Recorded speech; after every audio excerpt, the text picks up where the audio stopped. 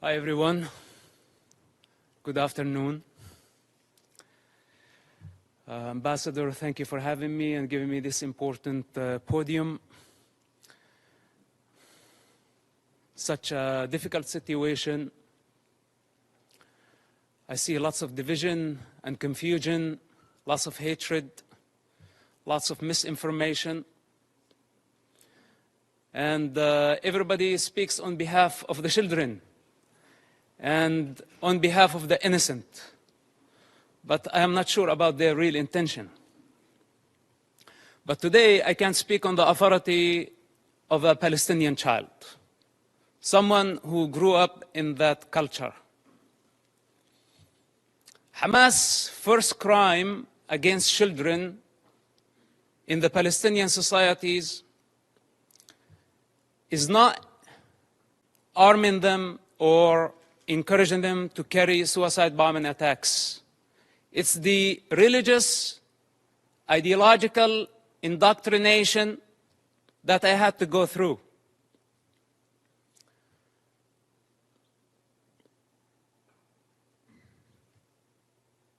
With one intention in mind: to annihilate the state of Israel. This is Hamas' primary goal. In this truth, there is no confusion. I speak as first-hand witness on Hamas and their intention. My father is one of the founders of Hamas movement. I was there when Hamas was born. I was before Hamas was born. And as I said before, I will be there after Hamas is dead.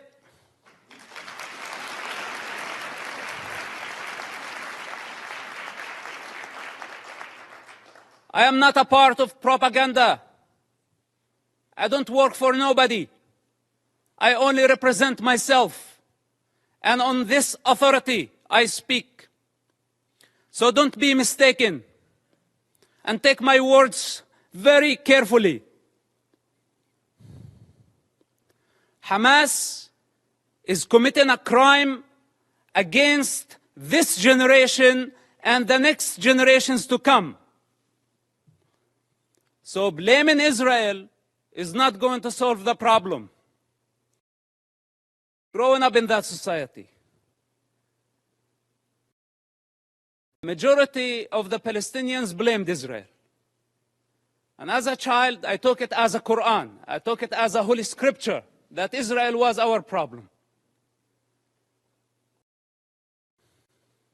But then as I grew up, I start identifying the enemy within. The religious authorities, the corrupt leaderships, who basically did not care about children, they did not care about Palestinians, they still don't care about nobody but themselves. And the world has been empowering them against the prey, against the victims. This has to come to an end. Hamas, for those who don't know, or those who have short memory, carried many suicide bombing attacks during the 90s and the early 2000s. Dozens of suicide bombing attacks where a suicide bomber took an explosive built, went to inside a bus and blew himself up, killing all type of people. Not only Israelis. Americans were killed. Europeans were killed. Other nationalities, including Israeli Arabs, including Muslims. Hamas did not differentiate. Take Hotel Park, for example. On a holiday, on the most sacred Jewish holiday, a suicide bomber go into the dinner, blow himself up, kill more than 30 people. Some Holocaust survivors died in that attack. Dolphinarium, some teenagers having fun at the beach. Hamas suicide bomber killed about 18 and wounded dozens. Look up, see how many buses. It did not stop there. Hamas attacked the Hebrew University. 6 Americans were killed in that attack.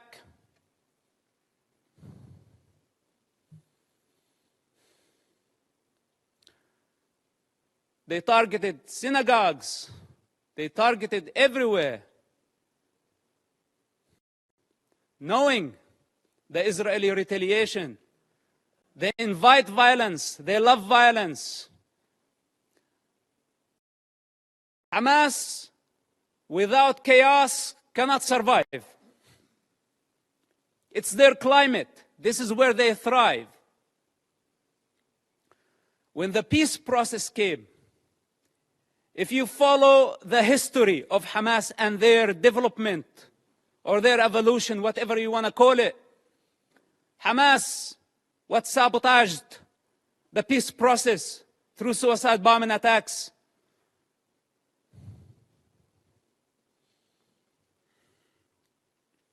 And they don't have a vision. That's the problem. Because nobody can satisfy their ambition when they are waging a holy war. We're not talking about IRA. We're not talking about other political terrorist organizations that we can pressure them, bend them, bring them to the negotiating table. We are talking about a religious group that does not believe in political borders, that wants to annihilate an entire race in order to build an Islamic state. I don't know what else can be said about this group. And I don't know why it's not obvious to everybody that the United Nations fail to condemn them. Bunch of rapists. This is what they are. Lower than animal consciousness.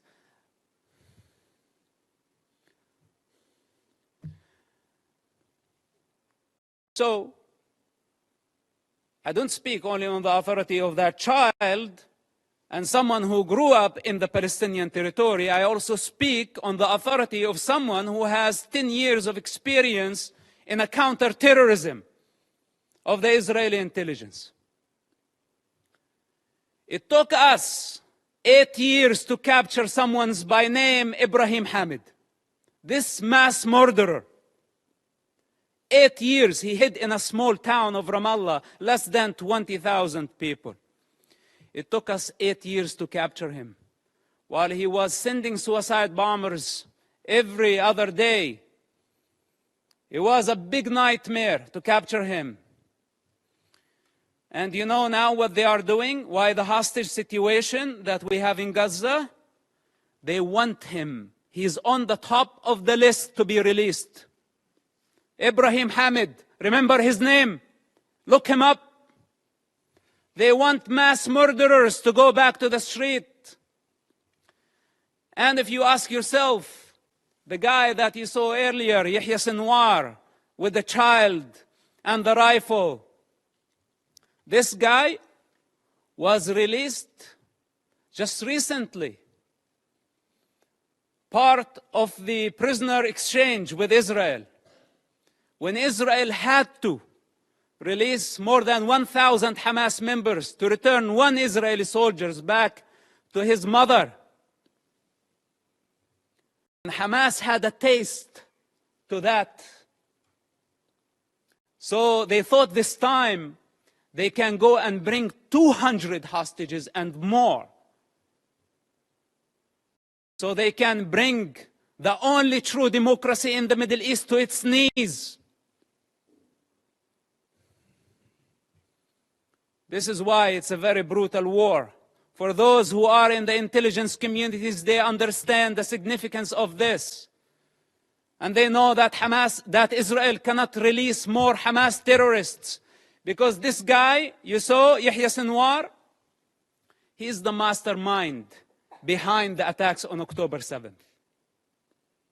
And how can Israel afford, or how can any of you validate or prove the release of mass murderers back to the street so they can carry a lot more terrorist attacks and hijack an entire society, use hundreds of thousands of people as human shields? Is this our way of solving the problem? We need the correct vision. First of all, we need to identify the origins of suffering, where it's coming from. Where does it originate from? We need to identify the disease. Then we can provide the cure. Up to this point, we haven't identified the disease. And for those who know the problem, they don't have the courage to stand and say, we have a problem with Hamas. But most of us have our own calculations. From Russia to China to the rest of the superpowers, given Hamas cover, the United Nations and the rest of the international community have empowered con men who used what's so-called Palestinian cause to become richer. They were seeking power and wealth. They did not care about the Palestinian people. As the children of Gaza sink in despair and poverty, leaders of Hamas, along with their families and their entourage, enjoy the Four Seasons Hotel in Doha, Qatar.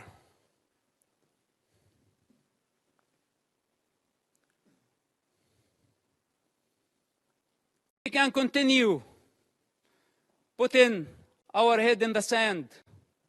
But then, we have escaped our responsibility. If we don't eradicate Hamas this war and this time, if we don't eradicate them, the next Gaza war is going to be deadlier. It's going to be much greater. If today we are complaining about 10,000 casualties, even though I'm not sure about the numbers because it's Hamas statistics. I don't trust anything they say or anything they do. But even if it was true, it's actually a miracle that we have only this number. The next war, we will be talking about hundreds of thousands. This is the fourth war with Hamas and the fifth war in Gaza, because also Islamic Jihad had their own war. If we don't eradicate Hamas and other terrorist groups in Gaza this time and give Gaza back to the people of Gaza, we will give them legitimacy. We will show them that we are afraid. And tomorrow, they will come back with vengeance.